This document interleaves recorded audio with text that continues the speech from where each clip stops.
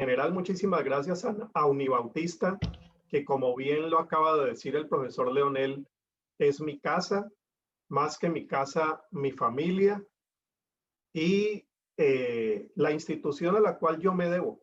Eso no lo olvido y tengo una profunda gratitud por lo que Unibautista y el Seminario Bautista significan para mi vida. Significaron en mi formación no solamente académica, sino en mi formación humana, espiritual y lo que sigue significando.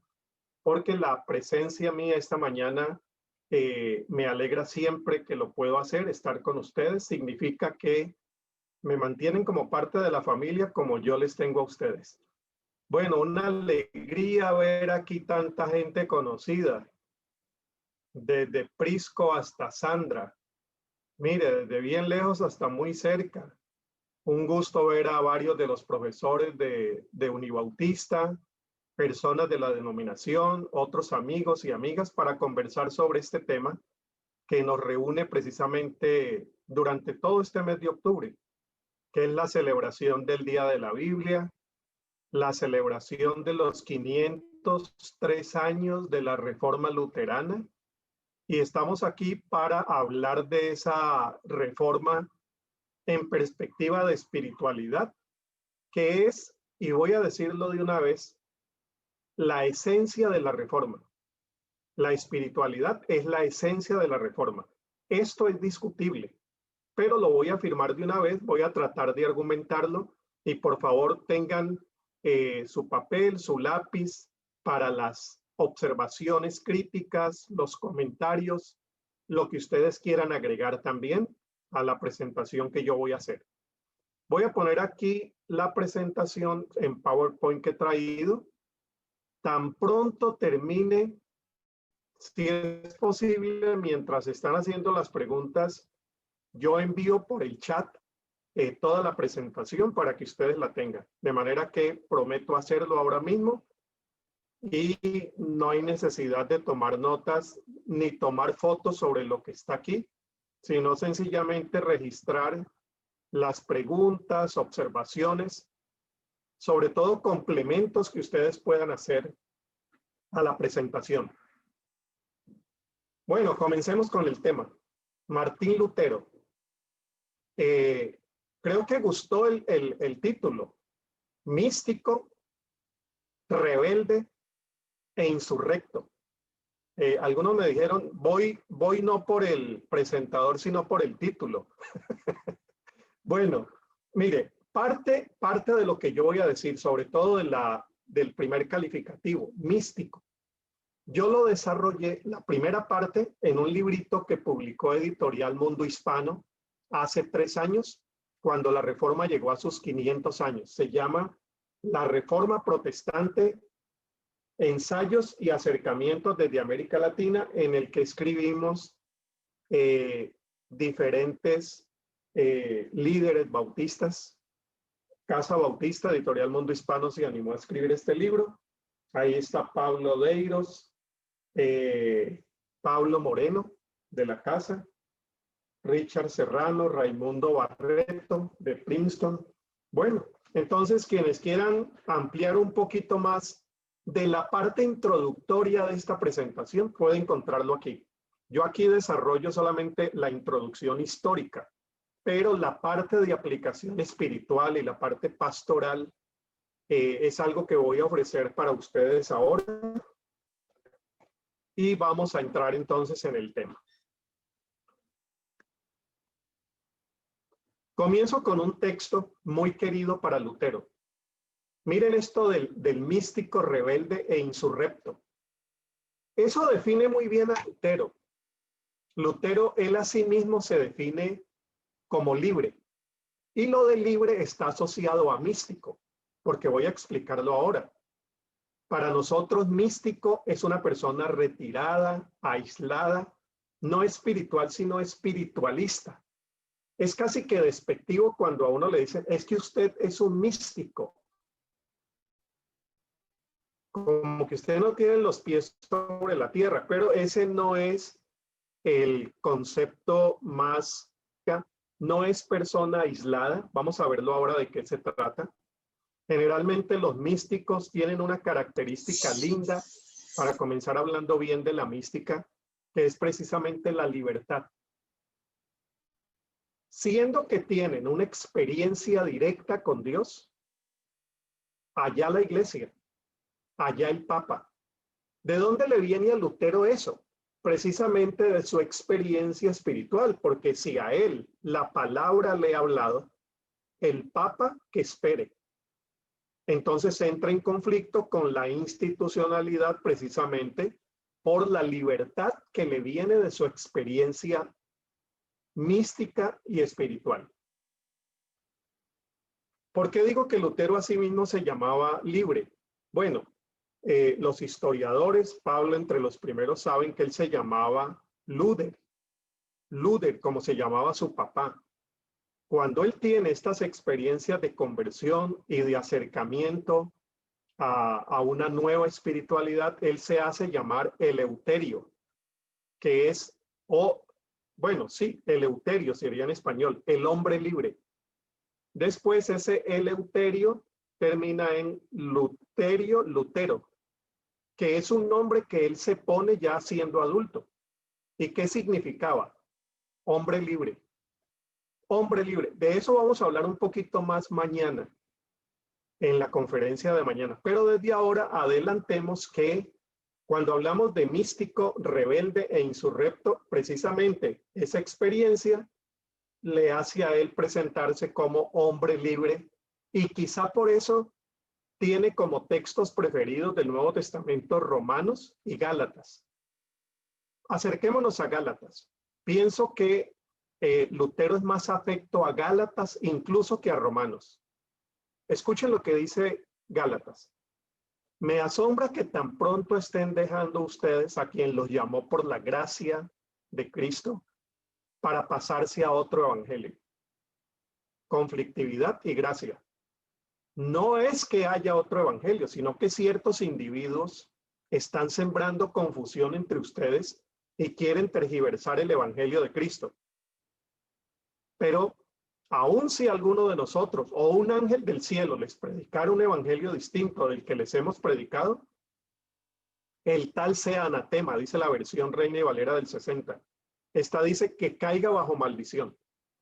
Como ya lo hemos dicho, ahora lo repito, si alguien les anda predicando un evangelio distinto del que recibieron, que caiga bajo maldición. Es decir, aquí hay un hombre libre.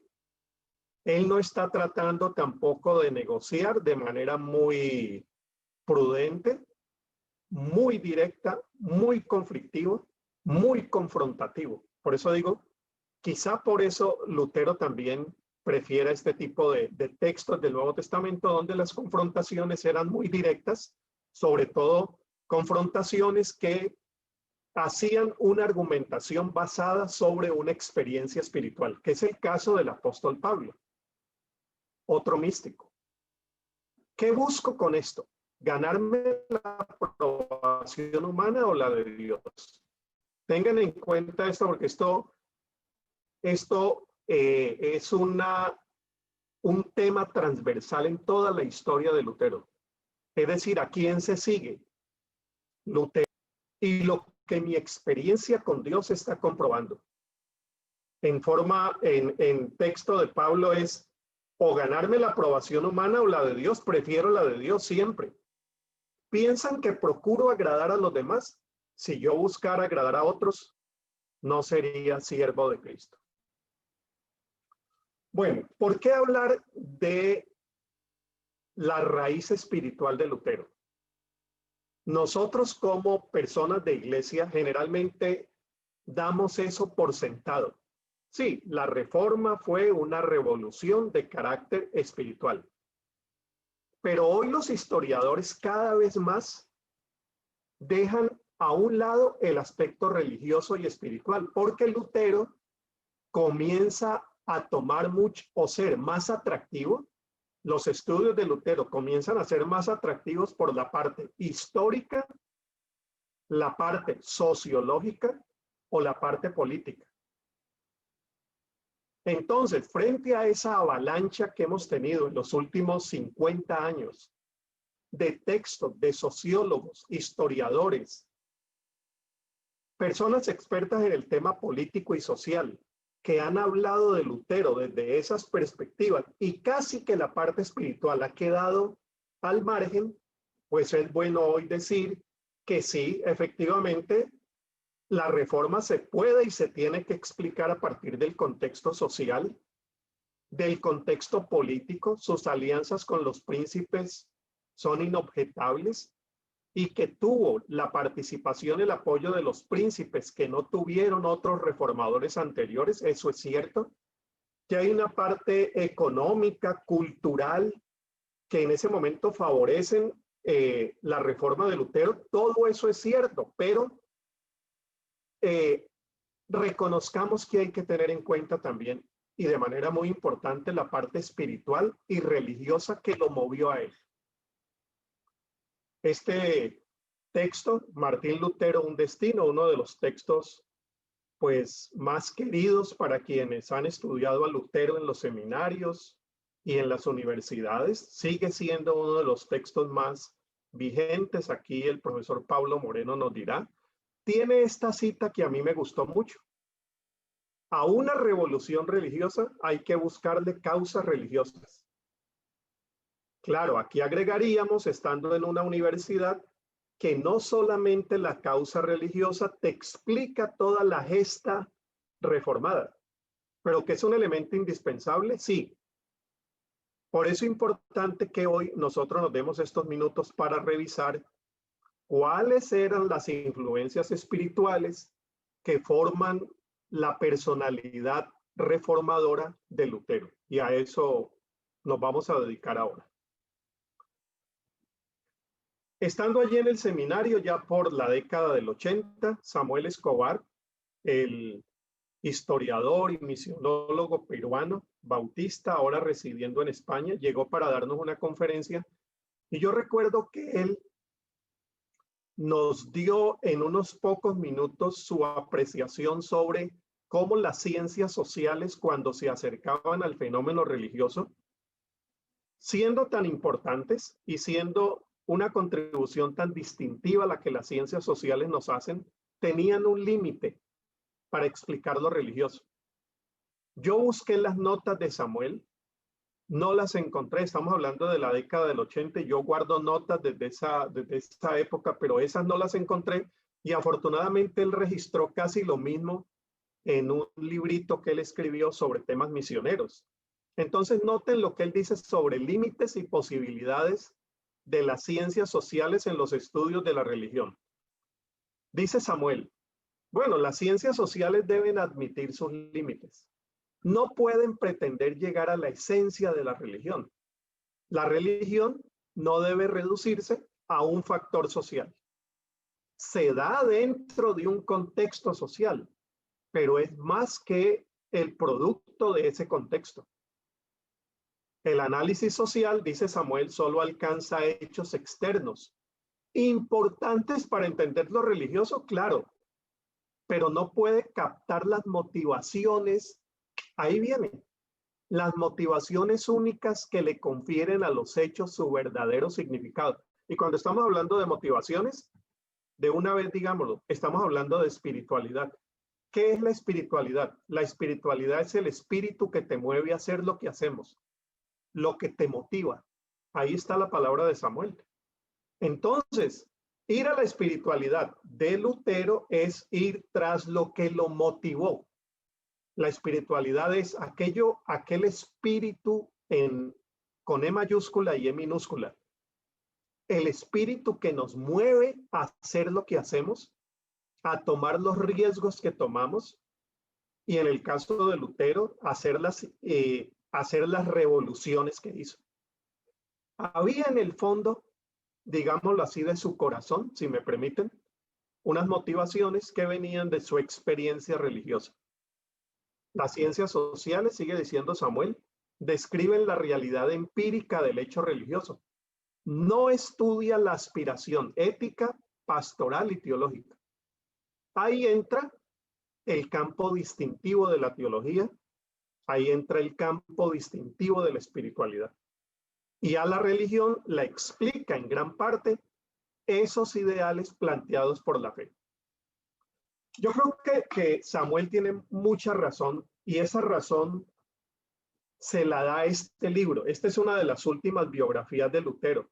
Yo, como estoy aquí en mi casa, voy a hacer lo que los profesores del seminario hacían en los 80.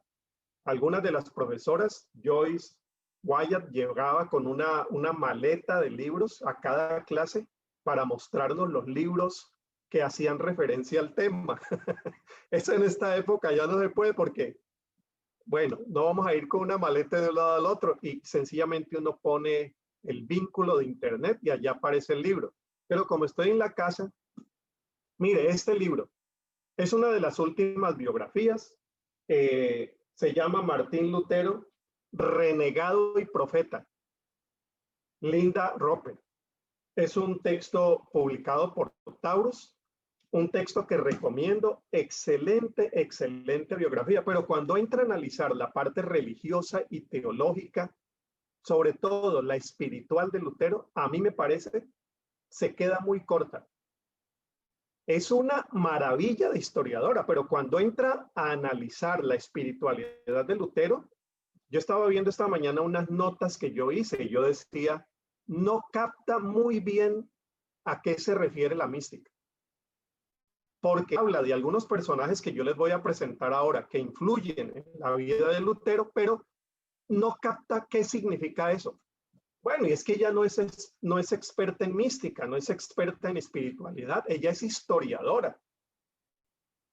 Extraordinario trabajo, repito, pero cuando entra en esa parte, allí Samuel tiene razón. Hay unos límites, no solamente por no ser especialidad, sino porque no se capta la profundidad de la espiritualidad y qué es lo que eso significa en una persona. Entonces, este es un texto que quería hacerles referencia porque seguramente tendrán interés en por lo menos revisarlo. Y ahora que tenemos en internet esa maravilla de que uno entra y te dan el primer capítulo gratis, pues extraordinario. Avanzamos. Aquí está el genio de Saramago, José Saramago. José Saramago, hablando de la historia, en estos días el profesor Pablo me envió una notita sobre Saramago. Saramago habló mucho, le interesó mucho la historia. Decía, muchas veces... Usted tiene que tomarle una foto. Tómele como usted sabe. Ay, espere. Muchas veces las omisiones son las que darían un sentido nuevo a hechos que parecen no tener más que un motivo. Entonces él dice, hay una historia, pero en esa historia se obvian algunas hebras de ese tejido histórico. Y Saramago dice, interesante que esas hebras que se dejan por fuera son las que explican todo el tejido.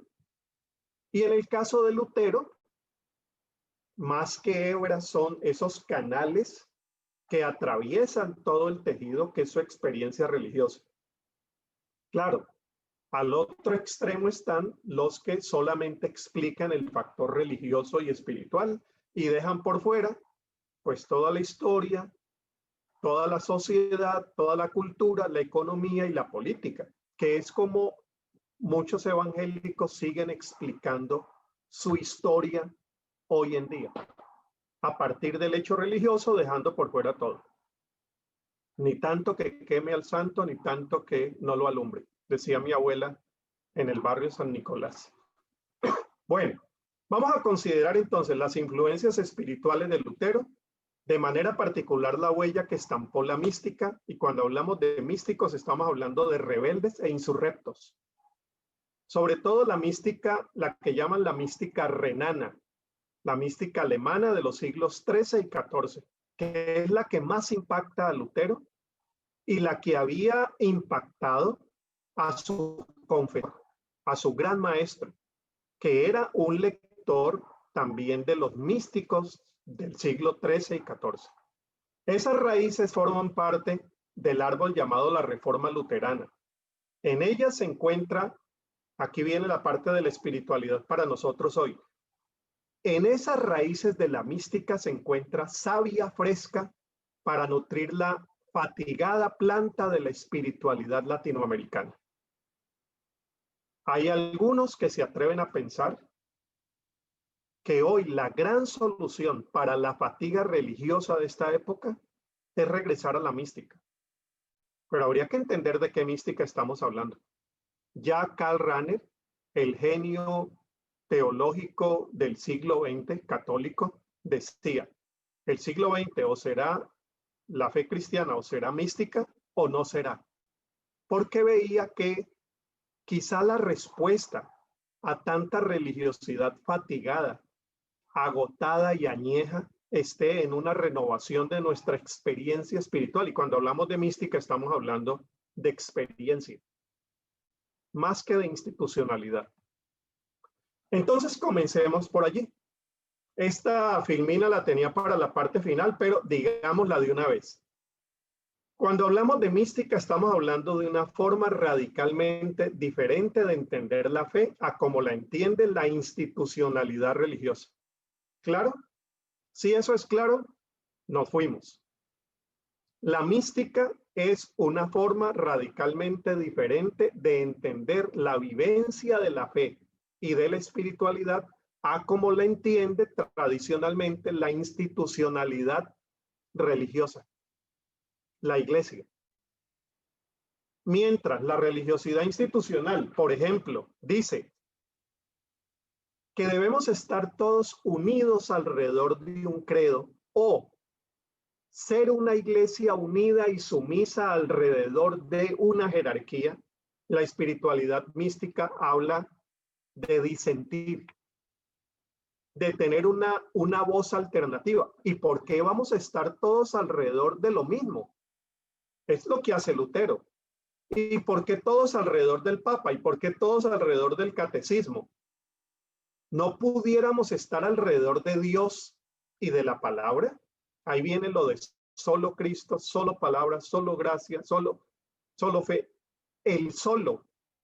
Porque frente a esa institucionalidad, Lutero rompe y dice, aquí hay una posibilidad de disidencia profética.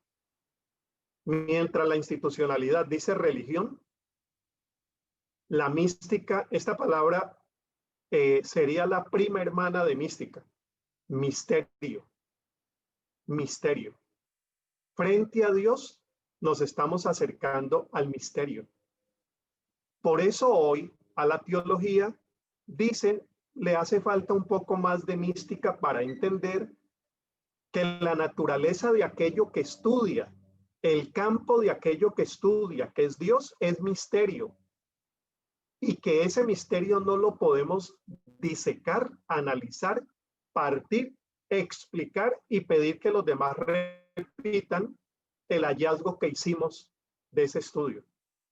No, la mística dice, Dios siempre es más grande que la teología. Dios siempre es más grande que nuestras explicaciones. Una declaración de fe te puede ayudar, pero es completamente insuficiente. Es completamente insuficiente. Cualquier credo. Mientras la institucionalidad afirma el dogma, la mística duda del dogma. Por eso vamos a ver, la mayoría de los místicos tienen problemas con la institucionalidad y son tratados como herejes. Los místicos y las místicas. Cuando la institucionalidad religiosa dice, esto es, la mística dice, esto no es. Es el conflicto también de Pablo con los judaizantes y otros grupos. Esto es, él dice, no, el evangelio va por acá. Y si apareciera un ángel que te dijera algo contrario, maldito sea. La confrontación es muy grande. Eso no es como nos lo han dicho siempre. Mientras la institucionalidad proclama certezas, la mística reconoce la incertidumbre del misterio. ¿Ustedes se imaginan lo que eso significaría para el quehacer teológico hoy? Por eso tanto interés en la mística. La mística ha interesado mucho a los filósofos, creo yo, más que a los teólogos. Tomen esa notita porque yo digo cosas que no siempre las he pensado mucho. Pero mire, a mí me llama mucho la atención que Heidegger, aquí está Jairo Racines, le mando un saludo, se haya interesado tanto en los místicos alemanes, esos místicos que leía Lutero, y se haya interesado más como filósofo que lo que nosotros nos interesamos en ellos como teólogos. Llama la atención, ¿no? Se reconoce el misterio, hay una nueva forma, hay unas nuevas epistemologías, hay unas nuevas comprensiones de Dios, de la fe, de la realidad. Mientras la religiosidad institucional dice todo lo sabemos, la mística pregunta, ¿lo sabemos? ¿Lo sabemos? Aprende a dudar. La mística tiene la capacidad de hacerse preguntas brutales. Preguntas brutales. ¿Qué creo yo es lo que le hace falta a nuestra espiritualidad hoy? Sobre todo, ¿quién se atreva a hacer las preguntas brutales y comunidades que celebren la brutalidad de esas preguntas? Preguntas, si no brutales, confrontadoras, que confronten nuestra manera de entender la fe, la sociedad, Dios, leer su palabra, y eso viene, pues, como menciono aquí, precisamente de esa raíz mística. Mientras la religiosidad, aquí hay un elemento epistemológico definitivo, mientras la religiosidad va por los conceptos, la teoría, la estructura sistemática, la mística comienza por la vida. No el concepto, es la vida. Entonces es el caso de la pregunta que le hacen al ciego en Juan capítulo 9. ¿Quién te sanó? Eso es una pregunta conceptual. Quizá el ciego, si hubiera tenido la deformidad de la conceptualización y de responder todo a partir del concepto, hubiera dicho, bueno, 2 o 3 afirmaciones teológicas que hoy estaríamos celebrando y aplaudiendo. Pero el ciego dice, yo no sé quién es, yo no lo puedo definir, ni recuerdo cómo interpretar a los profetas para explicar la actuación de Jesús. Discúlpenme, yo de eso no sé. Lo único que sé es que yo no veía y ahora veo. Yo no veía y ahora veo. Aquí hay una experiencia de transformación. Aquí está comenzando por la vida concreta. O cuando le dicen a Jesús, ¿por qué sanas el día sábado? O ¿por qué recoges espigas para tus discípulos en día sábado si el concepto religioso dice que ese día no se puede porque... Y Jesús resuelve la cosa de una manera muy sencilla. Apela a la vida y dice, mire, el argumento mío es uno, los discípulos tienen hambre. Eso es extraordinario, es muy disruptivo para entender la espiritualidad. ¿Por qué? Yo no sé si rompo la norma. Mejor, yo sé que estoy rompiendo la norma, pero es que el sábado fue hecho para el ser humano y no el ser humano para el sábado. Entonces, imagínense una espiritualidad que piensa así, es una espiritualidad que se convierte en un problema para la institución, como se convirtieron y se siguen convirtiendo la mayoría de los místicos. Mientras la religiosidad piensa en que quien manda es la jerarquía, pues los místicos dicen, Pablo, Lutero, Dios tiene la última palabra y si se te aparece un ángel, anatema sea. Bueno, entonces yo creo que ya con esto vamos entendiendo cómo nos estamos acercando a la mística. No de esa manera como hoy se menciona la palabra, ¿no? De forma despectiva. Ese es un místico, como decíamos ahora. Esa es una persona que no aterriza en su fe. Es un místico. Bueno, una mística muy conocida en el mundo hispano es Santa Teresa de Ávila. Saben que Santa Teresa vivió en el mismo siglo de Lutero. Es otra mística, otra rebelde y otra tratada de hereje. Hay que estudiar un poco más la vida de Teresa de Ávila o Santa Teresa de Jesús, que es la misma. Quienes tengan interés, siendo que estamos hablando en una universidad, Búsquense un artículo de Jürgen Moltmann, donde Moltmann hace un breve artículo en el que compara las místicas de Lutero y la mística de Teresa de Jesús, o de las relaciones que pudo haber entre esas dos vertientes de la fe, la una en el campo de Lutero y la Reforma, y la otra en lo que estaba pasando en España. San Juan de la Cruz, su compañero también de la Revolución del Carmelo, porque estos dos son revolucionarios. Juan de la Cruz y Teresa de Ávila son los que introducen la reforma dentro de la Iglesia Católica para los monasterios carmelitas. Surgen las carmelitas descalzas, los carmelitas descalzos, y introduce toda una revolución. Bueno, en ese momento, cuando Teresa de Ávila está haciendo sus preguntas, está haciendo sus cuestionamientos, sale el decreto donde hay unos libros que se prohíben leer. Y muchos de esos libros son libros de cabecera de Teresa. Dice, transcurría el año 1559, cuando el inquisidor Fernando Valdés publicó el índice de libros prohibidos. Varios de esos libros eran preferidos por Teresa. Entonces cuenta ella que, miren esto es lindísimo.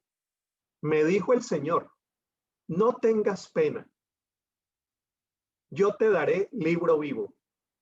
Su majestad ha sido el libro verdadero a donde he visto las verdades.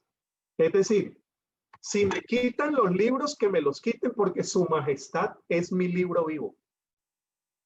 Y en ese libro vivo, en mi relación con Dios, he visto las verdades. Ahí hay una típica expresión mística. ¿Qué me importa si yo tengo una relación directa con Dios y ese Dios me ha dado las verdades? Entonces, Teresa de Ávila se vuelve subversiva, insurrecta y ya era mística. Solamente les voy a dejar aquí un intento de definición de mística. Es una experiencia directa de la presencia de Dios. Por eso se le tiene tanto miedo a la mística, porque la experiencia con Dios se quiere regular. Los bautistas regulamos a los pentecostales regulan a los neopentecostales, los neopentecostales regulan a los postdenominacionales regulan, cada uno va regulando la experiencia de Dios porque nos asusta la libertad en esa experiencia. Entonces la mística es una experiencia directa de la presencia de Dios o de la divinidad que sobrepasa y a veces transgrede el código interpretativo de una tradición determinada. Va más allá de la experiencia de Dios contemplada en los credos o en los marcos de la teología tradicional y oficial. Por eso, dentro de la mística brotan semillas de inconformidad y muchas veces de protesta que incomodan a los guardianes de la religión oficial. La mística cree que el ser humano puede experimentar a Dios. Lutero plantea eso, es la base de la Reforma, y percibirlo con sus sentidos, como lo expresa en sus palabras otra vez Teresa. Tu deseo sea de ver a Dios, tu temor, si le has de perder, tu dolor, que no le goces, y tu gozo, de lo que te puede llevar allá, y vivirás con gran paz. Bueno, esto es poesía del siglo XVI que no siempre resulta tan fácil de comprender para nosotros, pero el sentido es muy claro. Bueno, dejo una cita acá de uno de los expertos en Lutero. Dice, en Lutero hay algo marcadamente distinto en su experiencia de fe, que lo desmarcó de toda mística, en tanto gozo de lo inefable, y es su relación con una alteridad determinante, la palabra. Entonces, Lutero, aunque es heredero de los místicos, introduce algo muy particular en su mística, que es el lugar de la palabra, las escrituras, el Dios de la Biblia. ¿Ve? Ahí ya hay una diferenciación con esta otra mística que es solamente experiencia. La experiencia fundante en Lutero Pablo Rica escribe un artículo que puedo dejarles el link aquí sobre la mística en Lutero. Definitivamente texto importantísimo. Fundante en Lutero fue que descubrió al Dios de la Biblia y se dio cuenta que era diferente al Dios de la iglesia. Y también descubrió que el Dios de la Biblia era mejor que el Dios de la iglesia. No solamente reconoce la diferencia, sino la superioridad de uno sobre otro. Vamos entonces ahora a la segunda parte. Esas raíces espirituales que yo quiero mencionar ahora en cuanto a la mística son principalmente tres. Un texto que marca la vida de Lutero que se llama Teología Germánica, escrito en 1350. Hay una versión en línea, en inglés. Si ustedes la descubren en español, me ayudarían mucho. No la he encontrado en español. Seguramente está, pero no la he encontrado. Este es un texto con el que Lutero, atención a esto, con el que Lutero está entretenido mientras sucede la reforma de 1517. ¿Cómo así entretenido? Había publicado un año antes de la reforma, en 1516, una versión de Teología Germánica. Lutero, porque era un texto que le había impactado y era uno de los textos preferidos de su confesor y maestro. Hace esa versión en 1516 y en 1518 hace una segunda.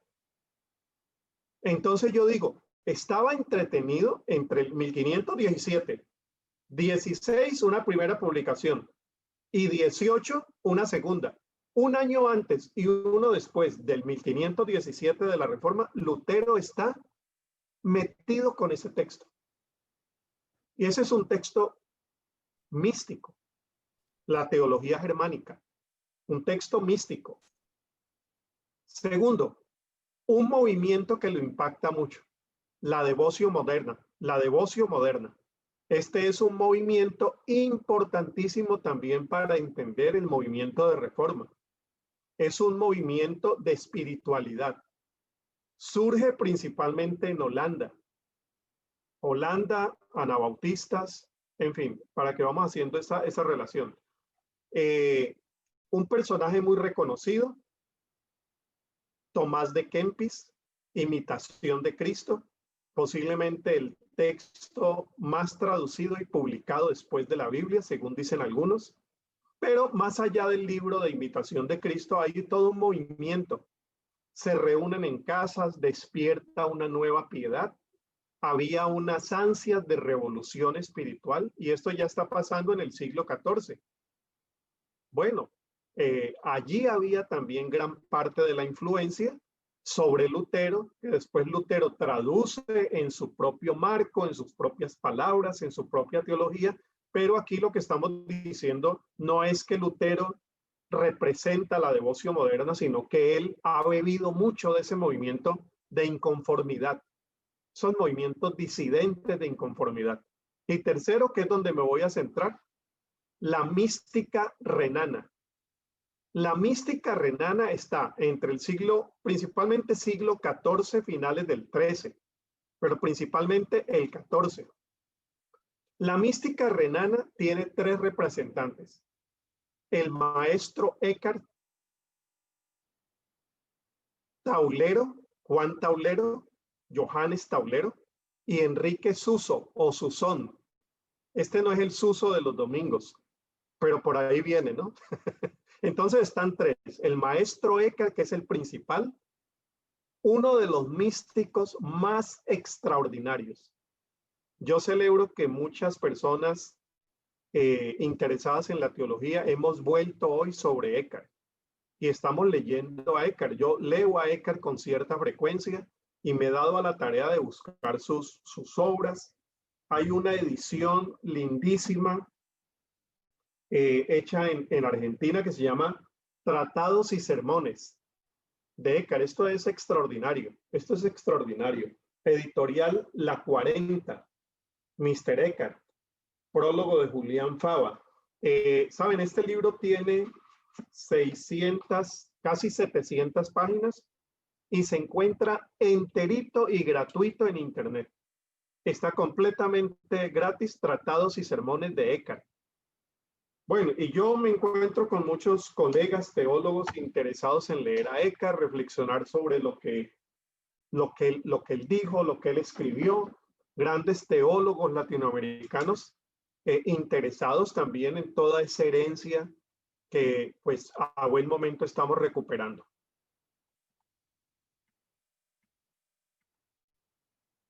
El texto de la teología germánica, rápido, se escribe en 1350, no se sabe nada del autor. Esto que he puesto aquí es la carátula.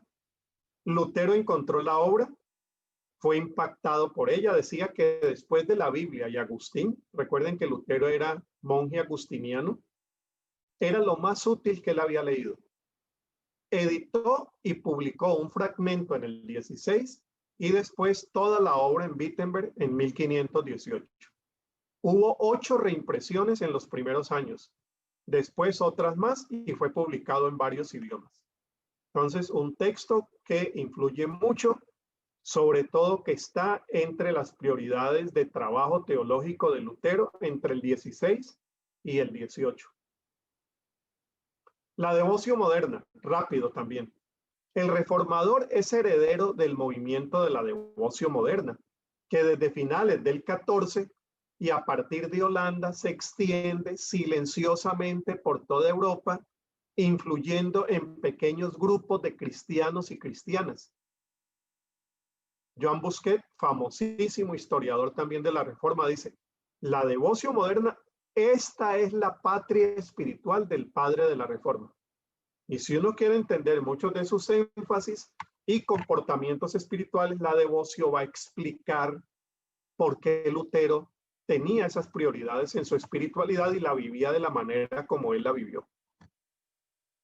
Es un movimiento espiritual, surgió en los Países Bajos, un movimiento que buscaba la renovación, énfasis en la oración, la meditación, las escrituras, el examen de conciencia, la consideración de la vida de Cristo como centro.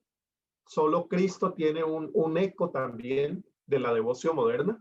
Y el clásico texto, Imitación de Cristo, de Tomás de Kempis, era seguido para la devoción. Tomás de Kempis está finales del 14, comienzos del 15. Es un texto central en la espiritualidad de todos los tiempos. Paréntesis. Mire, es un texto antiguo, estamos hablando de un texto del siglo XV. Leonardo Boff, el famoso teólogo latinoamericano, escribió una nueva versión de Imitación de Cristo hace unos 3 o 4 años. Lo que Leonardo Boff hace es, pone el texto de Tomás de Kempis en la primera parte y en la segunda hace no una interpretación, sino una paráfrasis no dualista del texto de Imitación de Cristo. ¿Cómo lo diría Tomás de Kempis en el siglo XXI? Para quitarle el ropaje dualista de aquellos siglos. Entonces, ¿cómo lo diría de otra manera en nuestro siglo? Se llama La Imitación de Cristo, editorial Davar de México, y como les digo, tiene pues toda la Imitación de Cristo escrita por Boff. Lamentablemente no es una editorial que tenga mucha difusión y ese texto se ha quedado un poco escondido, aunque es de reciente publicación. Y vamos aquí para ir cerrando.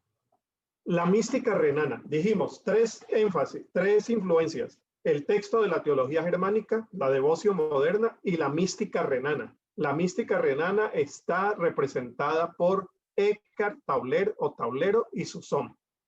Es una escuela mística representada por estos 3.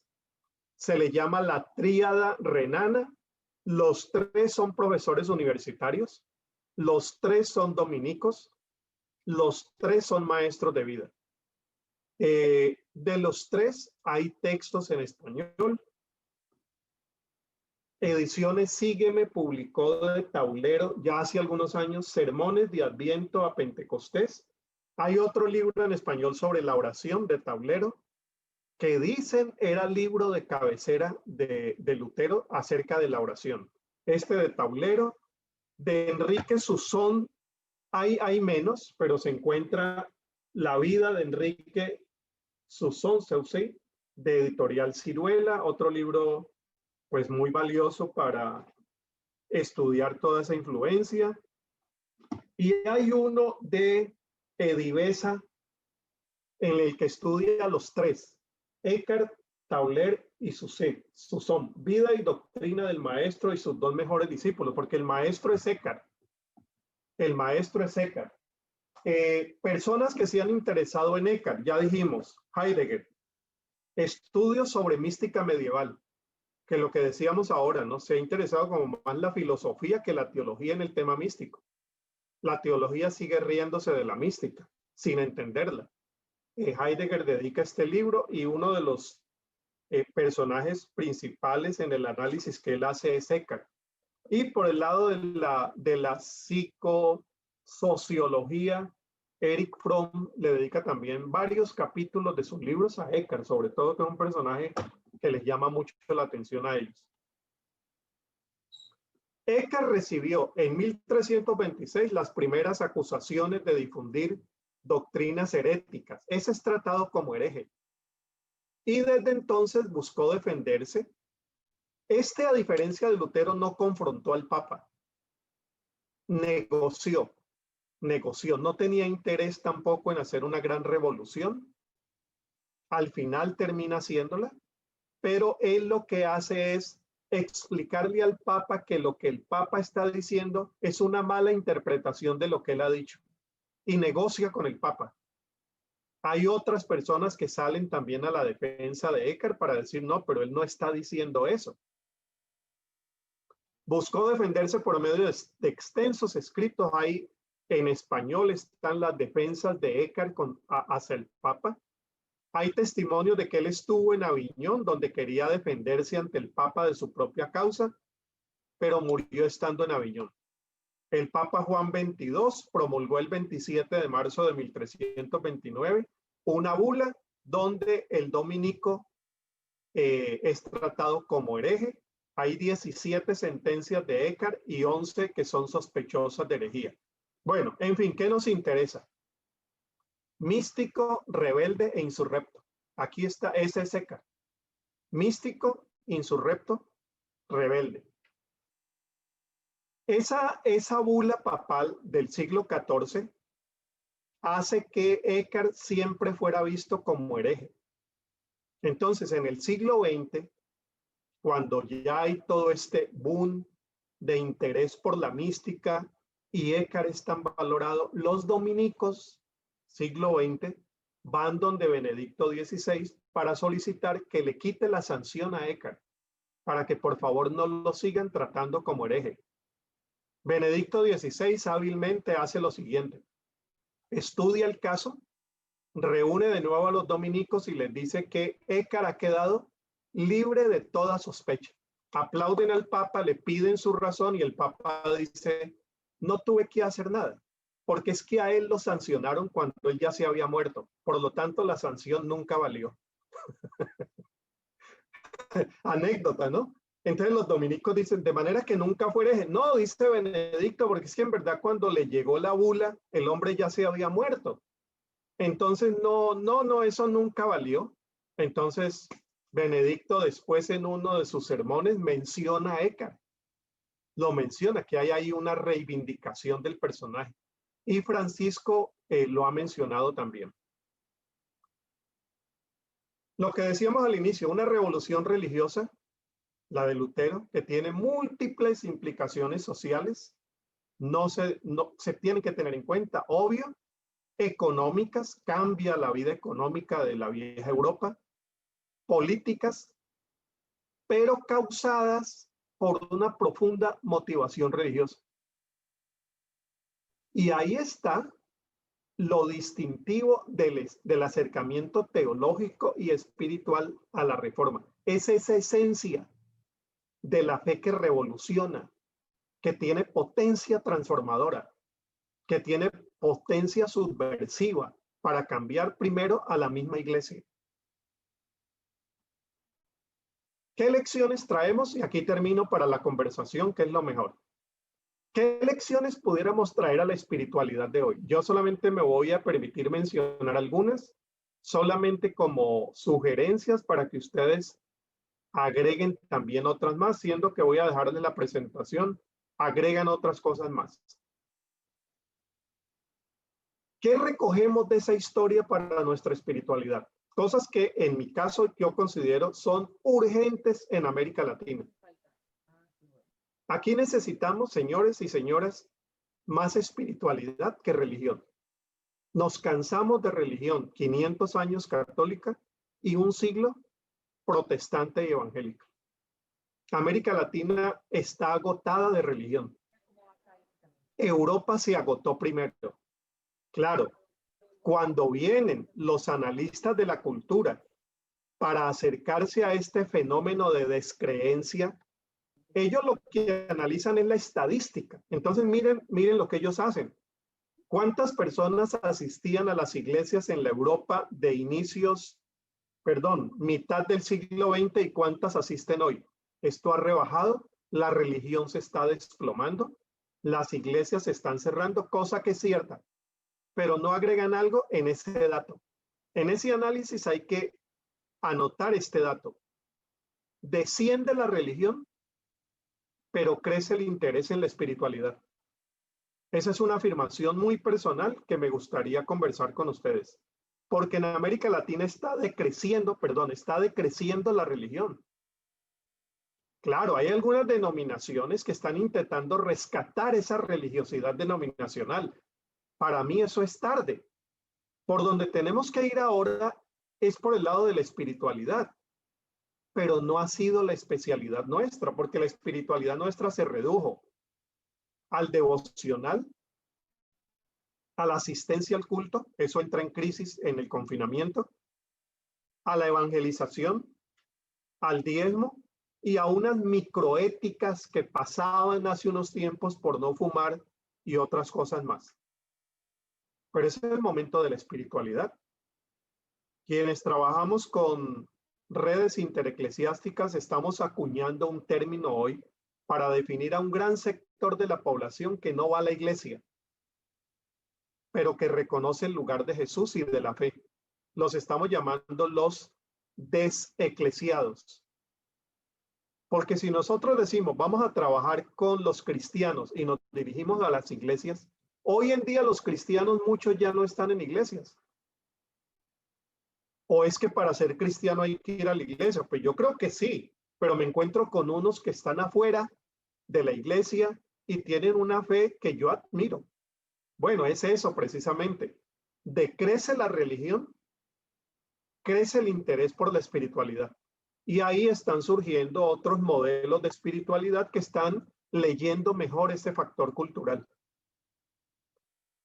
Pues la reforma fue una crítica contra la religiosidad y surge una espiritualidad muy libre, muy centrada en la experiencia, muy alrededor de la palabra, muy en el seguimiento de Jesús. Vienen después los reformadores radicales con ese acento en el seguimiento, pero lo que ellos están introduciendo no es un nuevo credo. Sobre todo la reforma radical lo que introduce es una experiencia que a veces desborda también y en desmanes que no se compartieron. Pero es una forma de la libertad que trae la espiritualidad. Allí donde está el espíritu, dice Pablo, hay libertad. Eso es de los místicos. Segundo, más cuestiones que afirmaciones. Eso tiene que ver con la pedagogía de la fe.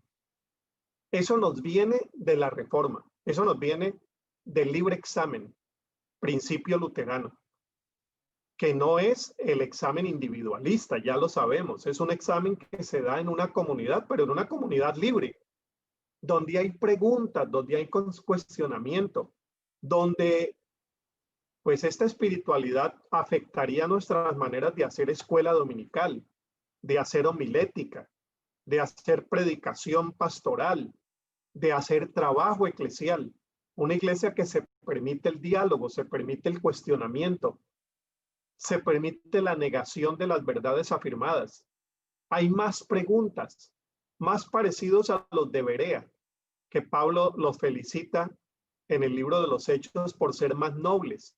porque cuando Pablo predica, ellos van y le preguntan a Pablo si eso que él está diciendo en verdad corresponde a lo que Dios dice en su palabra. Y Pablo los llama nobles, nobles. Hay nobleza, en estas herejías hay nobleza. Más reino que institución, paso rápido por porque sobre este hemos hablado mucho más, se habla mucho más hoy, la centralidad en el reino, más que en la institución eclesial, cómo apostamos por los valores del reino más que por los artículos del credo religioso institucional, cómo entendemos reino o reinado de Dios en el día de hoy, cómo leemos los 4 evangelios a la luz de esta afirmación. Bueno, en verdad para Jesús la obsesión fue el reino y la voluntad del Padre.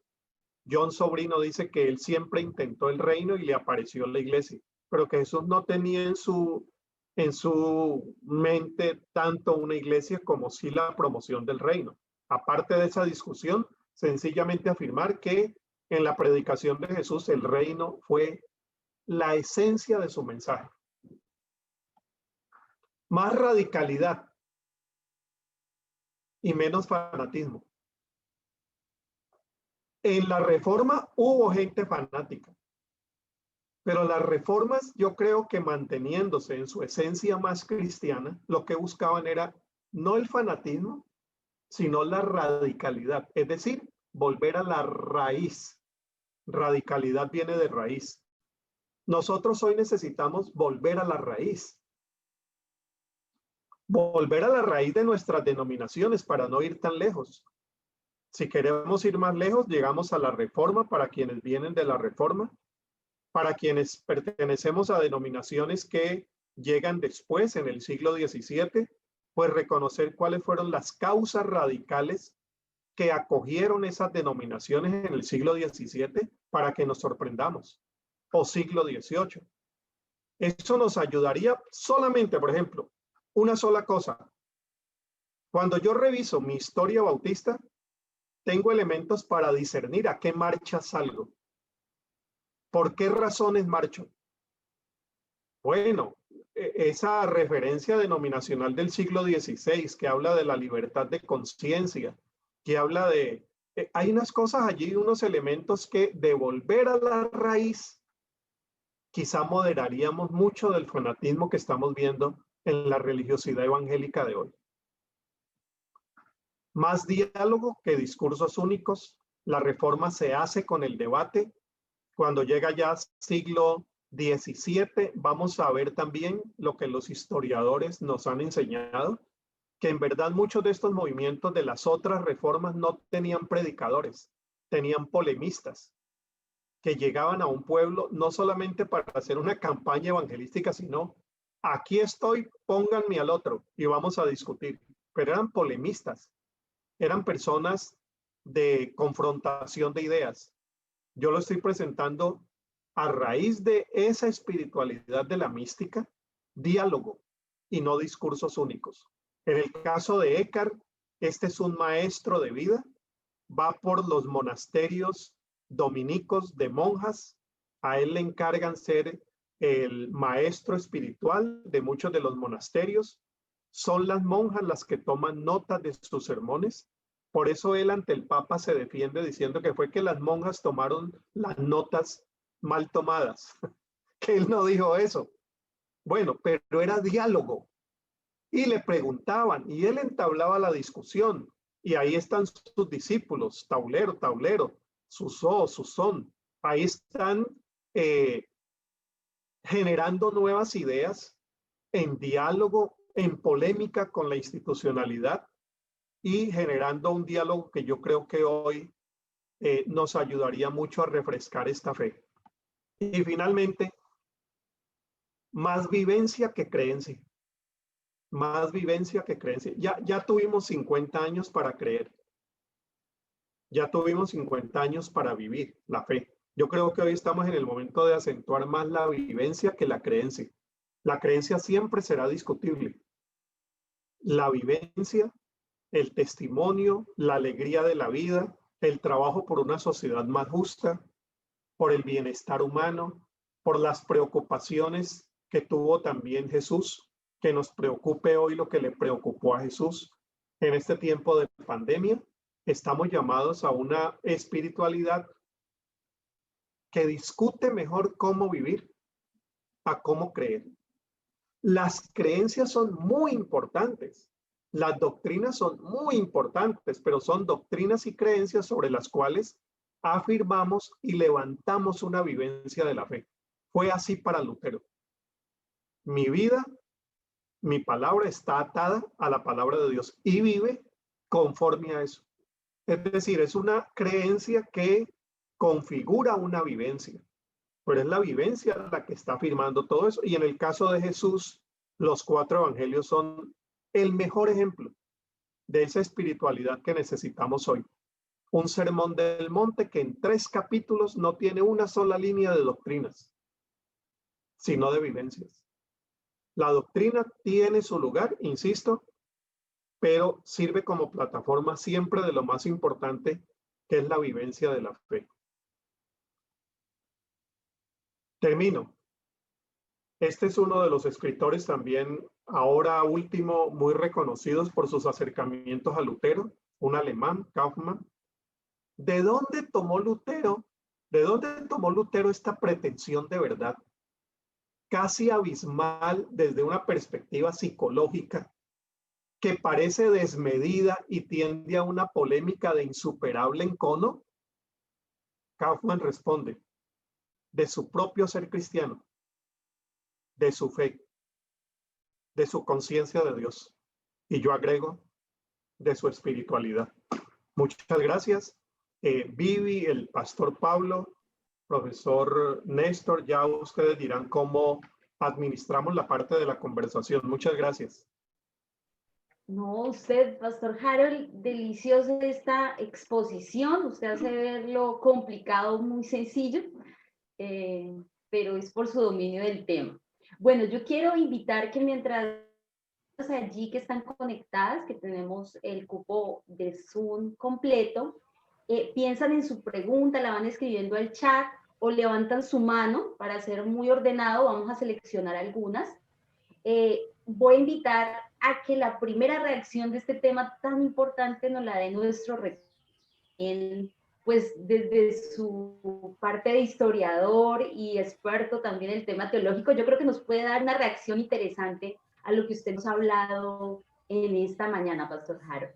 Entonces, le doy la palabra yo me al voy, Pastor si es Pablo, Pablo, yo me voy. para que sigamos reflexionando en este tema.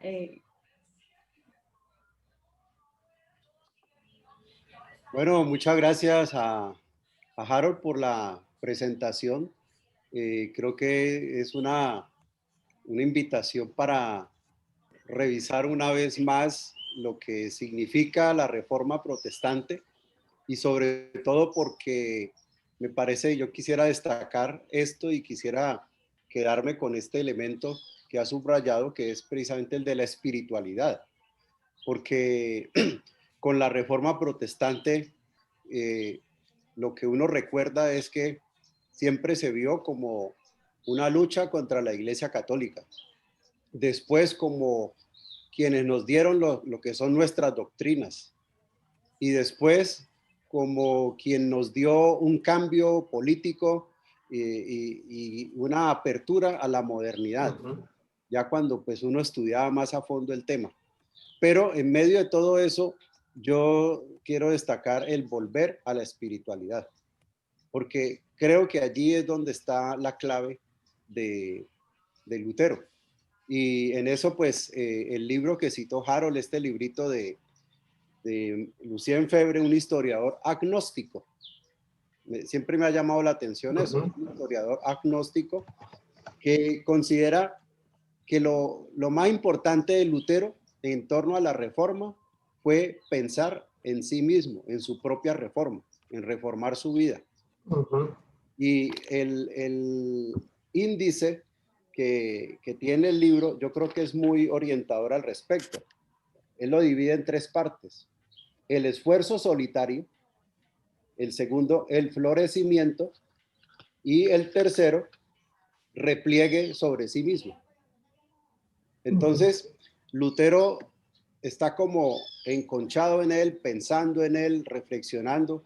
Antes de las famosas 95 proposiciones, había escrito otras proposiciones y había hecho estudios bíblicos, pensando en su propia espiritualidad, pensando en reformarse él mismo. Y Lucien Febvre lo muestra como que se enfrenta así de sorpresa. Ahí no creo tanto eso, pero sí que no está preparado para tener esa audiencia externa que él había pensado que llegaría a tener. Y después del tema de la guerra de los campesinos, pues vuelve otra vez sobre sí mismo.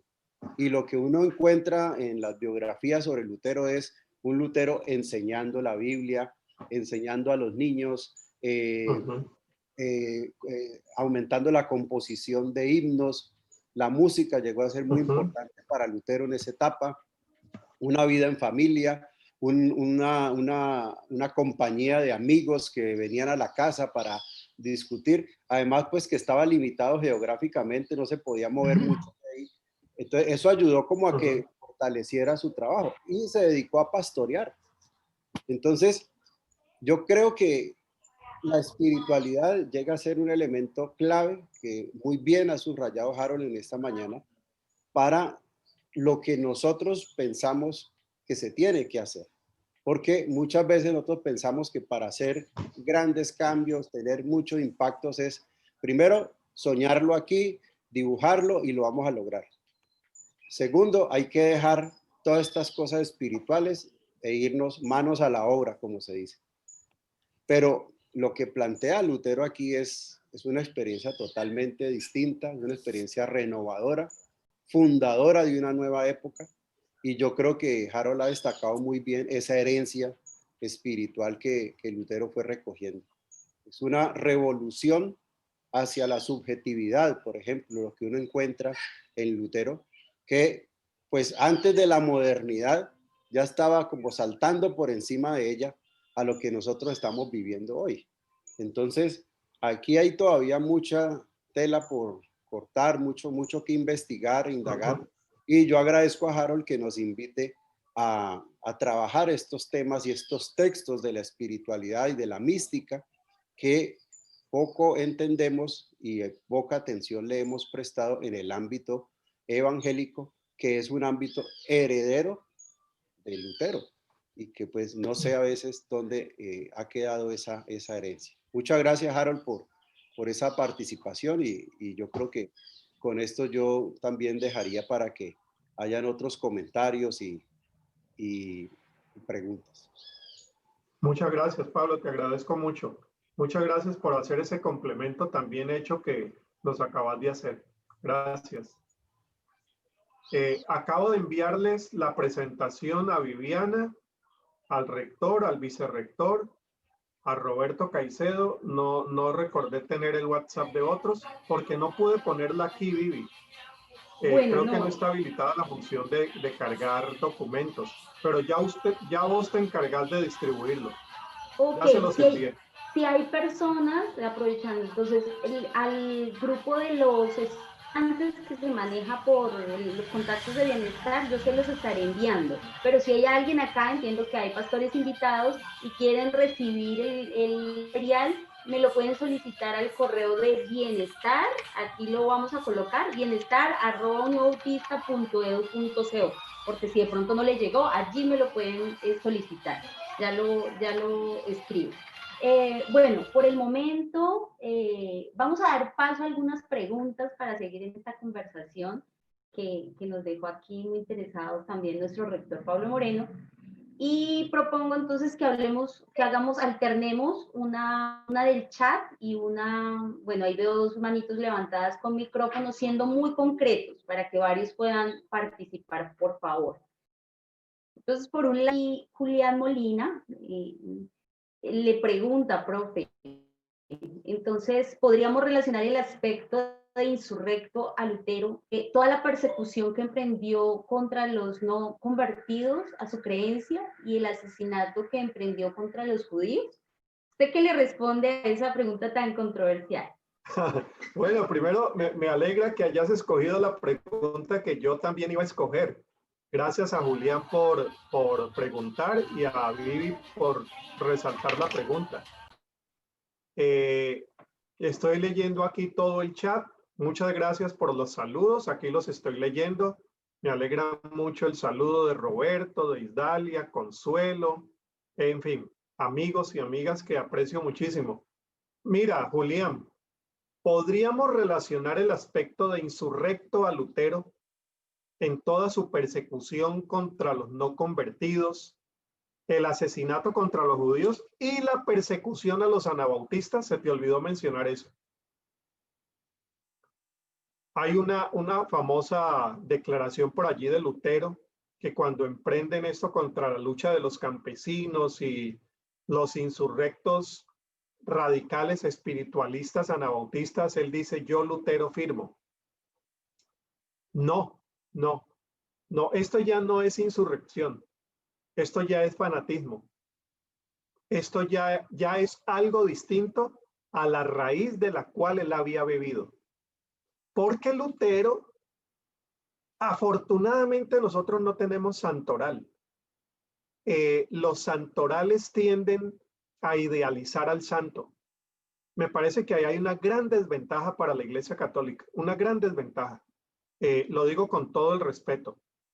En el caso nuestro, nosotros tenemos referentes y esos referentes no los idealizamos. Y podemos entrarle abiertamente al personaje, reconociendo que en medio de todo lo bueno que hizo, fue un ser humano que también tomó decisiones muy equivocadas. Y Lutero el primero. Pudiéramos en algún momento, Julián y amigos, tener una conferencia solo sobre espiritualidad e inconsecuencia humana. Porque la espiritualidad no idealiza el ser humano. La espiritualidad, si hay algo que reconoce la verdadera naturalidad, la naturaleza dual, ambivalente y contradictoria del ser humano, es la psicología y la espiritualidad. Como nosotros no vamos por el lado de la creencia, sino de la vivencia, en la vivencia podemos hacer el análisis más abierto y libre de Lutero y darnos cuenta que ahí terminó siendo fanático. Lutero se equivocó en muchas cosas. Pablo, hablando de su propia personalidad y de su propio comportamiento espiritual, se enfrenta a él mismo. Y Pablo mismo dice: queriendo yo hacer a veces muchas cosas, encuentro una ley distinta en mí mismo. La espiritualidad, por lo menos esos grandes maestros de espiritualidad, a mí me sorprende cómo se enfrentan con ellos mismos. Thomas Merton, sus amores hacia mujeres que él visitaba a escondidas en las noches cuando se escapaba del monasterio en Kentucky, están en sus diarios. Henry Nouwen, cómo luchó con su homosexualidad, están en sus diarios.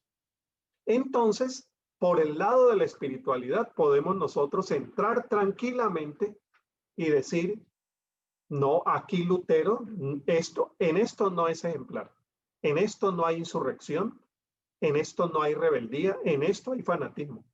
Entonces, de ninguna manera estaríamos justificando con nuestro santo de cabecera la matanza contra judíos y tantas otras cosas que no justificamos en Lutero. Pero muchas gracias, Julián, por la pregunta. Y bueno, te sumo un poquito con mi respuesta para un diálogo que tendría que ser más extenso. Yo creo que, Pastor, no sé si coincide, pero de pronto esa pregunta responde un poco a J.C. Árquez, sobre un poco que Lutero ha sido criticado por el rechazo de los judíos. Entonces creo que también lo que usted habló le complementa.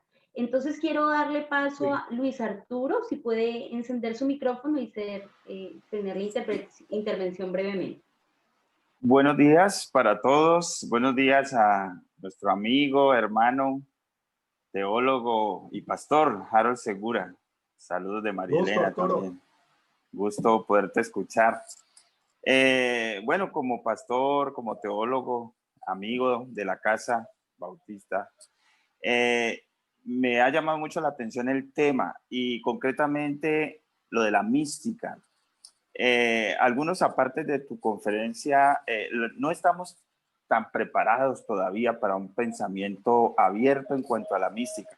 En nuestras comunidades de fe, llámese iglesia, como teólogos y aún en nuestros seminarios, todavía el término mística nos suena revolucionario, duro, fuerte.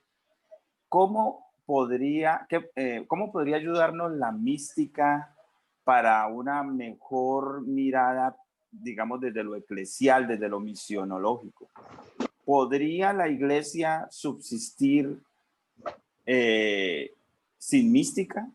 ¿Podríamos decir que un místico, una persona que se queda solo en la mística, podría terminar en un individualismo espiritual que también es peligroso a mi manera de ver, puesto que si podríamos pensar, si la mística por sí sola tiene tantas ventajas que incluso podría prescindir de lo eclesial en algún momento, ¿no sería también eso un peligro, una puerta abierta para tanto individualismo que nos ha hecho tanto daño? Gracias, Arturo. No, hombre, muchas gracias. Siempre te sigo ahí en los sermones los domingos por la tarde, al profesor Néstor Leonel todos los días, y cuando no interfieren, pues tengo que preferir a Leonel, pero cuando puedo te sigo siempre, Arturo. Gracias. Un saludo para ambos, un saludo para ambos. Mira, sí, hay riesgos, Arturo, claro que sí. El riesgo del individualismo, el riesgo del fanatismo, el riesgo del espiritualismo, el riesgo de distanciarte, aislarte de la comunidad de fe que para nosotros es tan importante dentro de la fe bautista, y que yo creo que hoy, si estamos hablando de la recuperación de una espiritualidad más viva y más vivencial, uno de los aspectos claves es recuperar el concepto de comunidad. Concepto de comunidad que se está perdiendo hoy en estas nuevas formas de espiritualidad. Y eso es lamentable. Y es una factura que están pagando caro las iglesias precisamente por su distorsión, su fanatismo, su legalismo, su religiosidad, cosa que en esta cultura de hoy no encaja con esta generación. Encajó en la nuestra, pero no en esta generación. Entonces sí hay riesgo, Arturo. Agregaría dos cosas más. Son riesgos que hay que correr. Sí, son riesgos que hay que correr. Y segundo, son riesgos que se podrían también pastorear. ¿Cómo pastorearlos? Pues no me parece a mí que lo mejor sea empezar un programa de mística en la iglesia. O no creo que va por ahí. Yo creo que lo que necesitamos desarrollar son programas de espiritualidad. Ya de por sí la palabra espiritualidad no es tan nuestra, pero se recibe mejor. Conozco iglesias bautistas, estoy pensando en una de Agua Branca en Brasil, pastoreada por Ed René Kivit, que además de su iglesia tiene un centro de espiritualidad. Es una iglesia en Sao Paulo con más de 5,000 miembros, una iglesia bautista, disidente en muchas cosas, y por esa disidencia capta mucho personaje, mucho personal que quiere refrescar su fe y vivir a Cristo de una manera que sea más abierta, más dialogal. Entonces, ese modelo de René, de tener un centro de espiritualidad, por ejemplo, nos da como unas modalidades posibles. Si no tener un centro, que no creo que eso sea fácil, tener unos círculos de estudio donde comencemos a estudiar espiritualidad y cómo pudiéramos tener una vivencia de la fe más fresca, más activa, más vinculada con la sociedad, más dialogante, momentos donde podemos romper el formato del pastor habla, los demás escuchan, para que el pastor sea uno que participa con preguntas y juntos van creciendo. Entonces, estos modelos pudieran ayudarnos.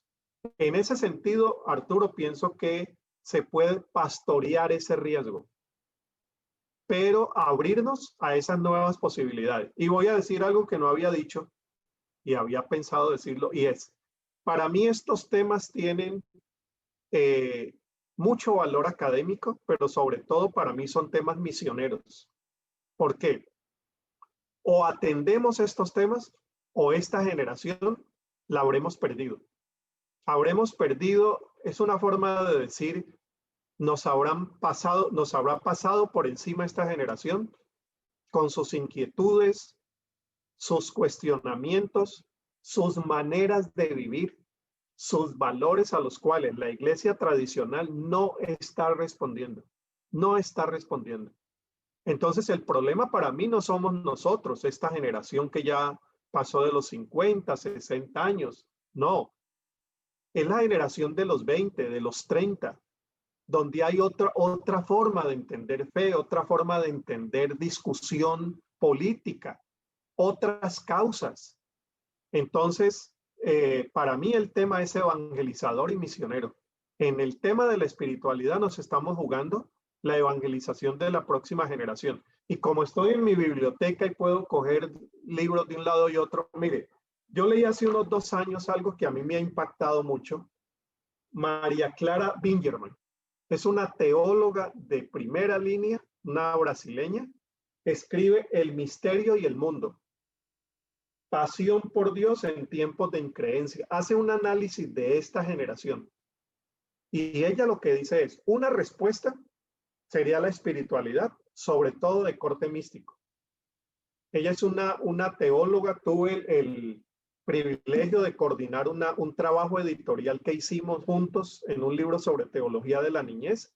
Participó ella y después fue que me di cuenta el tamaño de teóloga que es. Forma parte del equipo de la revista Concilium. Mire, un libro para buscar sobre un análisis de la juventud de hoy, estas generaciones, y cómo pudiéramos responder desde la espiritualidad en una pastoral más actualizada y más actual. Gracias, Arturo. Muy buena tu pregunta. Muchas gracias. Hay una pregunta que siempre creo que es recurrente cuando se trabajan esos temas de espiritualidad y creo que en algún sentido la maneja Huber, porque él dice, ¿cómo manejar la línea delgada de la espiritualidad con la experiencia para no terminar creyendo al hombre más que a Dios? Sí. Es el riesgo que decía Arturo ahora. Sí, es un riesgo. Es un riesgo. Pero es un riesgo que hay que correr, porque la espiritualidad escucha.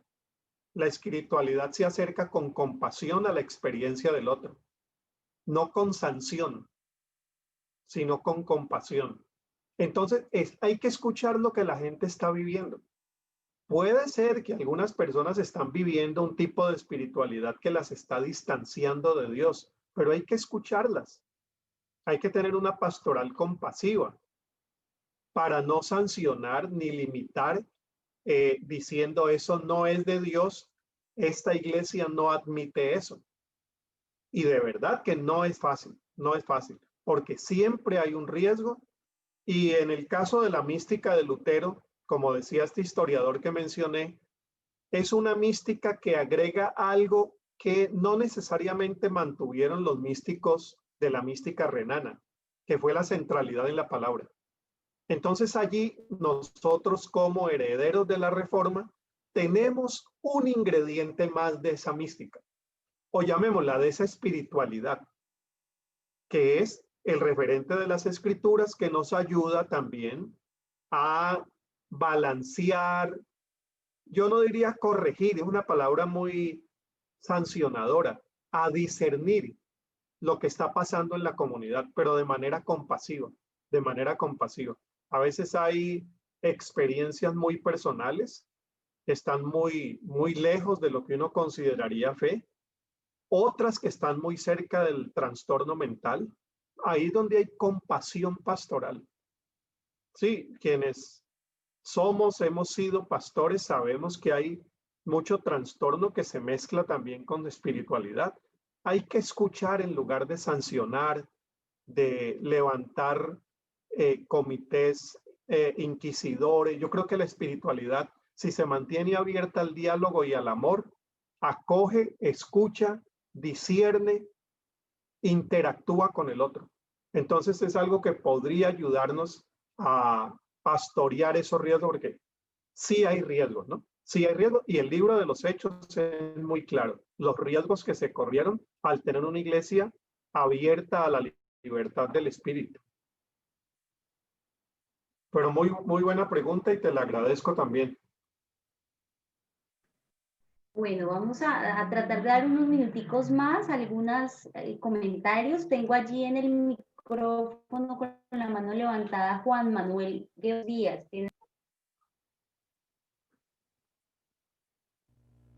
Gracias. Buenas para todos. Gracias, Harold, por esta presentación. Ha sido de mucha bendición.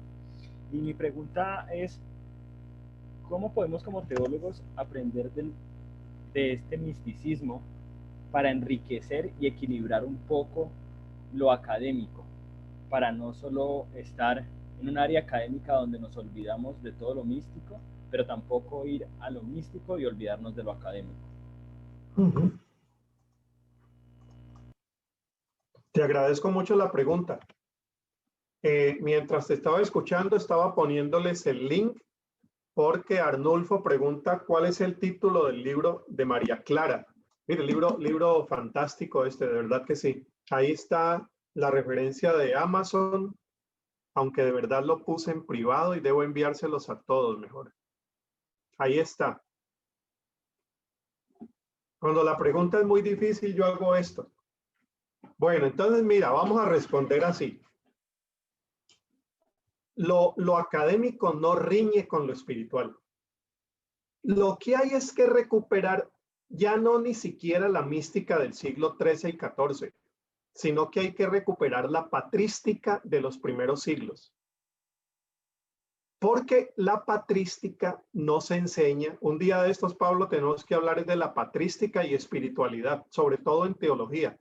Los padres de la iglesia no hacían la diferencia entre teología y espiritualidad, porque para ellos teología era un acto de amor, la comprensión del misterio del amor.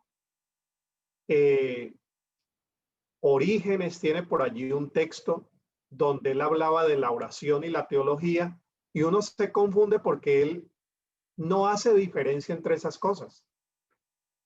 O una expresión que le atribuyen a Lutero, que quien ora hace teología, quien hace teología está orando, algo así, de que une esos dos aspectos. Entonces, lo que hay es que volver a esos siglos en los que el teólogo es un vivenciador de la fe, es un investigador del misterio, es un amante de Dios, es un amoroso de Dios, es una persona que vive la experiencia de Dios y pone su cabeza y pone su corazón al servicio de ese Dios. Hoy en día, digamos que eso tiene muy buen recibo en las discusiones académicas, porque la academia en general, en ciencias sociales y en otras, está valorando cada vez más el lugar de la emoción. Entonces nos viene hoy ese diálogo. En algún momento separamos razón de emoción, teología de espiritualidad, estudio de oración. Esas fueron dicotomías que en verdad responden más a otra mentalidad que a las mentalidades judeocristianas, a las mentalidades de los evangelios, a la propuesta de Jesús. Esa sería mi respuesta. Hay mucho también que decir allí, por eso yo creo que daría para toda una presentación con Pablo sobre patrística y espiritualidad, u otros de ustedes también expertos. Ese tema se está estudiando bastante bien. Unos referentes del siglo XX pudieran ser, por ejemplo, Karl Rahner. Rahner es el que dice, o el siglo XX cristianamente será místico o no será.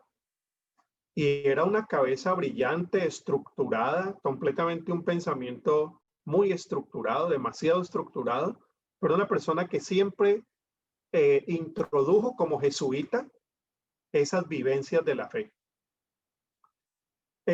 Bueno, yo te diría eso, no hay tal conflicto y lo que estamos es frente a un desafío de hacer esos puentes y esas integraciones que, como mencionábamos, pasan también por una nueva epistemología que no descarta el corazón. Lo que decía nuestro intelectual colombiano, el sentipensar. Sentipensar. Sentipensar creo que sería un trabajo teológico, cómo abordar eso del sentipensar para la academia teológica. Pablo, se me olvidó el nombre de este amigo colombiano, el del sentipensar, el de la Nacional de Bogotá. Orlando Falsborda. Falsborda, el sentipensar. Y hoy eso ha crecido mucho, ¿no? Eso ha crecido mucho. Esas formas de ver que hay que unir sentir y pensar. Orlando Falsborda.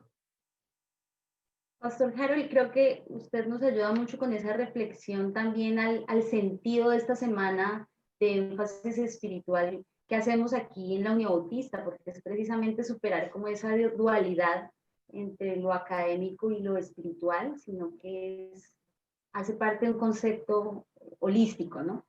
Sí, y otra, Vivi, para ayudar a las iglesias. A las iglesias hay que ayudarlas a entender que cuando uno piensa está siendo espiritual. Que cuando uno estudia está siendo espiritual. Y que elaborar un tratado teológico de 4 páginas es tan espiritual como elaborar un sermón o programar un ayuno y oración. Ese es el trabajo con las iglesias. Total, porque tiene que ver también con lo que usted dijo de qué nos motiva a lo que hacemos, ¿no? Es más allá, es como mirar más el trasfondo. Me gustó mucho ese enfoque. Pastor, yo creo que vamos como con otras dos, una en el micrófono, pero antes de eso, hay una como que podemos reunir, sola, 2 preguntas. De pronto usted lo mencionó, pero si quiere decir algo más, es de Estrada Valencia, allí está, es un correo. Dice, ¿es más fácil hallar esa espiritualidad por fuera del sistema religioso o mejor avivarla dentro del sistema religioso? Y de una vez quiero mencionar la consulta de Kevin. Según interpretación de institución, ¿cuál es su valor y función hoy día? Debemos hacer extrema diferencia entre religiosidad institucional y espiritualidad mística, ¿o hay algún aspecto allí que se relacione? Sí, sí, yo no creo que debamos hacer esa separación tan abrupta. No creo. Yo soy, y valga decirlo para los pocos que no lo tengan en cuenta, yo soy una persona comprometida con la institución eclesial. Soy una persona nacida dentro de una denominación tradicional bautista y en esa denominación me mantengo con mucha gratitud. Soy una persona que cree que la institución tiene todavía mucho lugar, pero que presenta también muchas limitaciones y que por amor a la institución hay que ayudarla a buscar nuevas formas de que esa institucionalidad se mantenga fresca, se mantenga actual. Volvemos al principio de Lutero. Institución reformada, siempre reformándose, para decirlo en los términos de institución. Iglesia reformada no puede quedarse en la reforma, porque se vuelve institución añeja. Los grandes movimientos no pueden quedarse en su siglo. No podemos repetir la historia del siglo XVI, ni del siglo XVII, ni del siglo XVIII. Hay que traer eso para acá, porque no todo tiempo pasado fue mejor. La fe es una fe que sigue siempre mirando el futuro con esperanza y el presente con discernimiento. Entonces tenemos que saber dialogar con la sociedad, dialogar con la cultura. Eso comienza por saber dialogar con nuestras hijas y nuestros hijos para entender cómo podemos refrescar esa institución. La mejor forma de amar a una institución es ayudándola a actualizarse. Y lo que estamos haciendo aquí es un ejercicio para eso, no un ejercicio que va con el martillo de Nietzsche a acabar con la institución. No, estamos hablando de una forma, bueno, quizá podría ser hasta un martillo amoroso a veces a lo de Jesús que tumba las mesas contra esa institucionalidad, a la manera de Lutero, mucho más agresivo, pero una forma de actualizar de manera amorosa, comprometida y estando dentro hasta donde eso sea posible. Porque esa institución también rechaza y expulsa a sus disidentes. Y cada vez se ha vuelto más agresiva. Rectores de seminarios que están siendo expulsados de la institución en este momento por disidencias teológicas. Profesores de seminarios que están siendo marginados. Tengo el caso de un seminario en Sudamérica evangélico y tengo el caso de una universidad católica aquí en Centroamérica. Expulsan a sus disidentes. Entonces el problema ya no es de nuestro afecto a la institución, sino del desafecto que tiene la institución a la disidencia. Entonces, ¿cómo lograr amar sin tolerar tanta resistencia, tanto fanatismo? Para amar la institución no hay que ir a todas sus marchas, por ejemplo. Una manera disidente de amar y de ayudar a mantener esa reforma siempre dinámica. Se me ocurre decir esto. Bueno, ya estamos alrededor de las 12 del mediodía. Yo quiero, antes de cerrar, darle la palabra a una última persona, y como en esta reflexión la filosofía también tiene un lugar importante en la reflexión de la espiritualidad, quiero darle paso al profesor Jairo Racines, que tiene un comentario o una pregunta. Profesor, buenos días. Bueno, buenos días a todos, y de una manera muy especial a Harold. Agradable volverte a escuchar y recibir todo aquello que sabes compartir.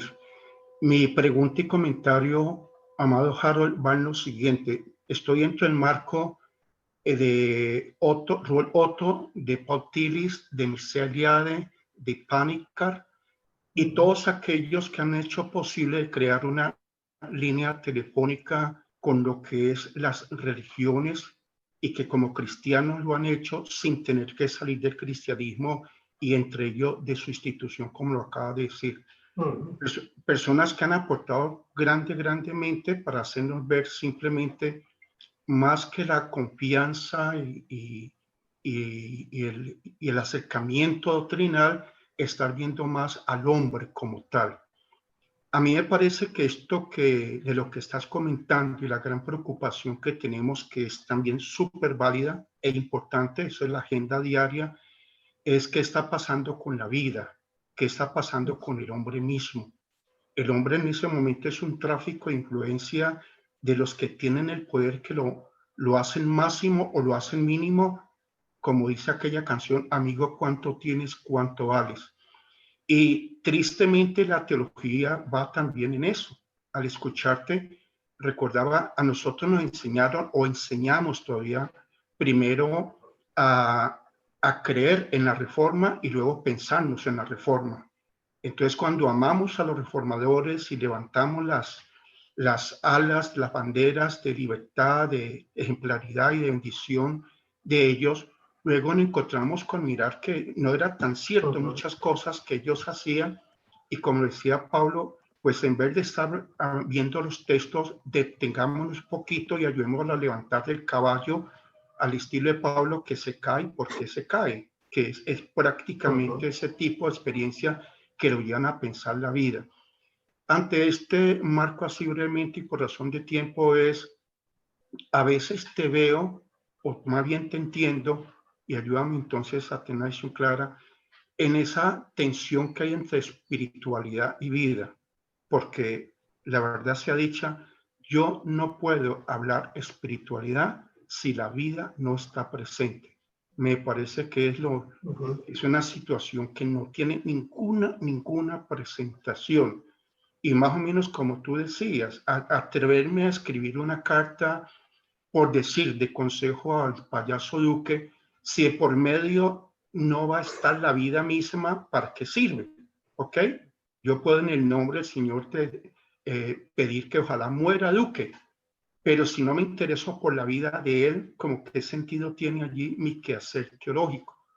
Me parece que Jesús nos dio constante y permanentemente ese consejo. Frente a diferencias que tenían con los otros sectores, Jesús no se juega la vida de los demás por muy contrarios o enemigos que fueran. Entonces eso, tú encuentras una diferencia de esta espiritualidad que en este momento está como en rebote, como en un deseo de perseguir, de encontrar a lo que es la vida. Gracias, Jairo. Te agradezco mucho la pregunta, todos los elementos tan ricos que estás poniendo para esta conversación. Tengo mucho aprecio por vos, mucha admiración, además de mis mejores recuerdos de nuestros tiempos como compañeros en el seminario. Yes. Un lujo de profesor de filosofía el que tiene ahora el seminario, sinceramente. Jairo, mira, yo creo que me estás ayudando a decir mejor lo que no alcancé a decir completamente. Cuando estamos hablando de espiritualidad, entonces, con lo que vos me estás ayudando, diría, cuando hablamos de espiritualidad, más que hablar de una espiritualidad que contradice la institucionalidad, hablamos de una espiritualidad que contradice la muerte y que favorece y acoge la vida. En otros espacios, cuando me he preguntado cómo definiría yo los procesos de formación espiritual, yo lo he dicho de una manera que apunta más a eso que estás diciendo. Yo he dicho, el proceso de formación espiritual es un proceso de formación humana, porque lo que busca la formación espiritual es la humanización de lo humano. Frente a un mundo que su gran pecado es la deshumanización. Entonces, sí lo podríamos presentar así, Jairo. La institución deshumaniza. La espiritualidad humaniza. La espiritualidad vuelve al ser humano, más sensible, más compasivo, más afectuoso. Sabe discernir, sabe resistir, sabe luchar, sabe defender la vida. Entonces, en el caso de Jesús, pues bien tenemos en Jesús un maestro laico. Eso es extraordinario pensar que Jesús no fue, como fue Juan el Bautista, heredero de las castas religiosas. Juan es el que viene de esas castas. Jesús no. Jesús viene de un constructor, carpintero. Era más constructor que carpintero, dicen hoy. Entonces, viene de una familia laica. La que canta en la casa el mejor discurso teológico es María, no es José. Entonces, lo que tenemos alrededor de Jesús es el modelo de humanidad. Y Pablo muy bien lo presenta. Dice, ahí tenemos el nuevo Adán. Entonces, creo que nos estás haciendo un favor a decir que lo que tenemos que mejorar en nuestros ambientes eclesiales son procesos de formación humana. Papás, mamás, hijos, hijas, diáconos más humanos, gente más servicial, gente más sensible, como decíamos ahora, y que precisamente cuando Lutero se desvió de la centralidad de la vida, nosotros hacemos una lectura crítica de esos momentos de Lutero. Entonces, en el centro del evangelio está la vida, en la espiritualidad que Jesús nos mostró. ¿Por qué doy de comer higos cuando es sábado? Porque tienen hambre. La vida primero, y eso es completamente subversivo, ¿no? Muchas gracias, Jairo. Gracias. Bueno, yo sí quiero agradecerle a todas las personas que nos acompañaron hasta casi 2 horas, un poco más de 2 horas aquí conectados en este espacio, pero fue tan enriquecedor.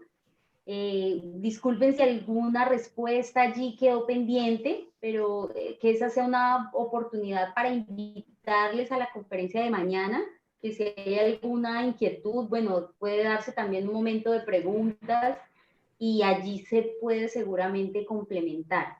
Les invitamos entonces a seguir conectados con la Semana de Énfasis Espiritual de la Unión Bautista. Recuerden que estamos abordando el tema de espiritualidad en tiempos de la reforma. Y ya tuvimos esta primera y excelente conferencia. Y mañana a las 5 de la tarde vamos a tener otro tema llamado La Reforma Protestante, la espiritualidad como práctica del servicio. Entonces, conectadísimos, se estará difundiendo por todas las redes, correos, se estará haciendo llegar el enlace Zoom. Y bueno, y trataremos que ojalá mañana ya podamos tener resueltos los inconvenientes técnicos para que también se haga en vivo vía Zoom, vía Facebook. Sin embargo, esta grabación trataremos de pasarla, de subirla a Facebook, porque sabemos que fue mucho el interés del público por este tema que el profesor Harold nos dio el día de hoy. Entonces, Pastor Harold, mil gracias por su generosidad con su conocimiento, con su tiempo, porque creo que es un gesto de su espiritualidad, y le agradecemos enormemente su compañía, su presencia en esta mañana, y a cada uno de ustedes, porque créame que esto con un encuentro pues entre 2, 3 no sería tan rico de conversarlo. Entonces, gracias a egresados, a personas de iglesia, a nuestros docentes, a nuestros estudiantes. Fue un espacio muy, muy, muy rico. Entonces, no sé si el pastor Pablo allí que activó su cámara tiene también algo que mencionar antes de despedirnos y invitarnos mañana. No, solamente unirme a tus palabras de agradecimiento, Harold, muy amable por acompañarnos en este espacio, y también mañana invitarles a la conferencia que hay en la tarde para que podamos participar todos los que estemos en ese tiempo. Se facilita en ese espacio también para los estudiantes que tradicionalmente estudian aquí con nosotros en la noche o tarde-noche. Por eso se programa a esa hora para que ellos puedan estar también presentes. Entonces, muchas gracias, y gracias, Viviana, por la coordinación.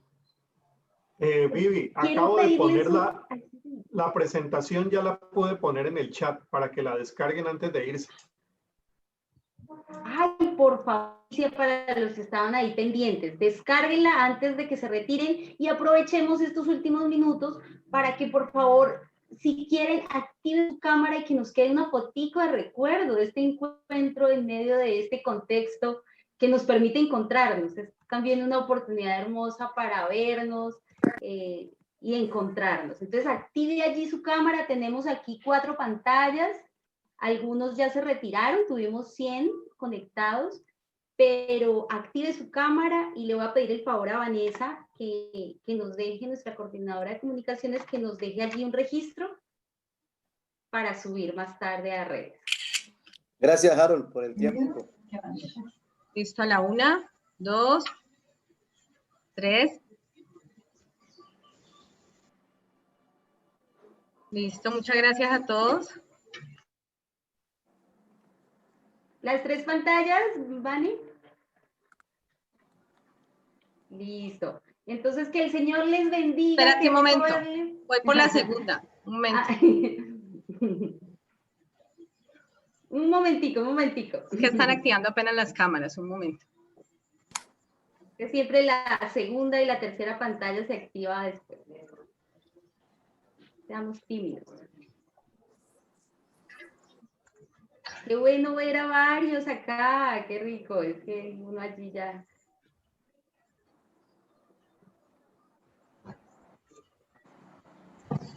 Falta la última. López, nuestro antiguo representante, eso está muy bien, por acá todavía presente, de egresados.